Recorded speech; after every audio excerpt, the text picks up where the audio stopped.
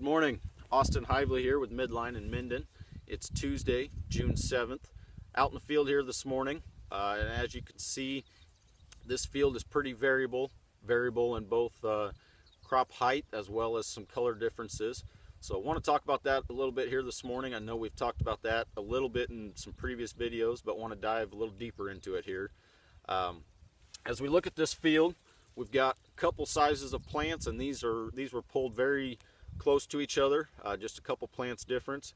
As you can see, we've got some here that are 14, 16, 18 inches tall, some that are 10, 12, 14 inches tall. So these plants being right next to each other, quite a bit of variability throughout this field. So as we go back and look at our planting dates, look at our planting conditions, early on, we were very dry, got wet, stayed wet for a long time, variable temperatures throughout the day, variable soil conditions due to moisture and temperature.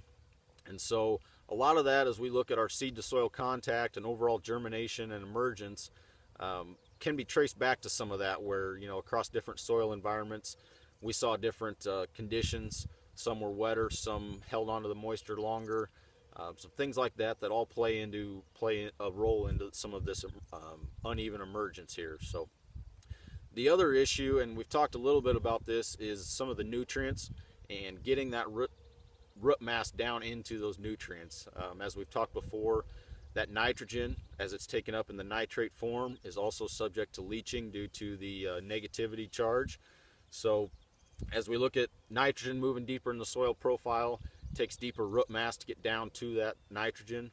The same thing happens with sulfur, and sulfur and nitrogen both play a role in some of this yellowing versus some of the dark green color that we all like to see. But like I said, that sulfur will act just like nitrogen.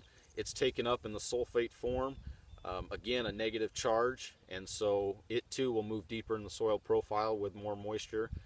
Although it's not taken up in large quantities, it is very essential to the crop, and so we should start to see more and more of these fields shape up as that root zone gets deeper and gets to those nutrients. But I guess I feel very confident that with the sunlight and heat that we're going to have again this week, a lot of these fields will start to shape up as well. So switching gears a little bit, I want to talk just very quickly on corn rootworm. As many of you have seen, we have started to see a few lightning bugs around in the evenings, and in many cases, or it's often thought that lightning bugs correspond to the initial hatch of corn rootworm eggs. So just to go through the life cycle real quick of corn rootworm, early on the eggs are hatched, roughly 700 growing degree units. Then there's 3 larval stages. Those larval stages, they'll go through those larval stages, and the third and last larval stage is usually the most detrimental, so more on the back half here. And then they then pupate in the soil, turn into beetles, which is what is commonly seen later in the summer, clipping silks and whatnot. Those beetles will then lay eggs in the soil and overwinter and restart that process. So we're right in that window. We have passed the 700 growing degree units, and not that has been a big concern here the last couple of years. It is something I wanted to bring to your attention. So that's kind of a quick update on the agronomy side of things. On the business side of things, as John and I mentioned last week, starting to wrap up the 2016 business portion of this growing season. So you will continue to see invoices showing up in the mail. All the invoices will be due by June 15th.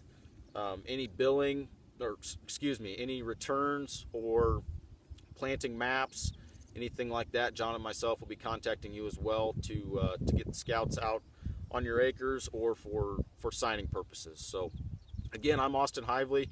My number is 402-677-5751. If you have any questions or need anything scouted, feel free to give me a call. You can also call John at 402-672-6951. Thank you.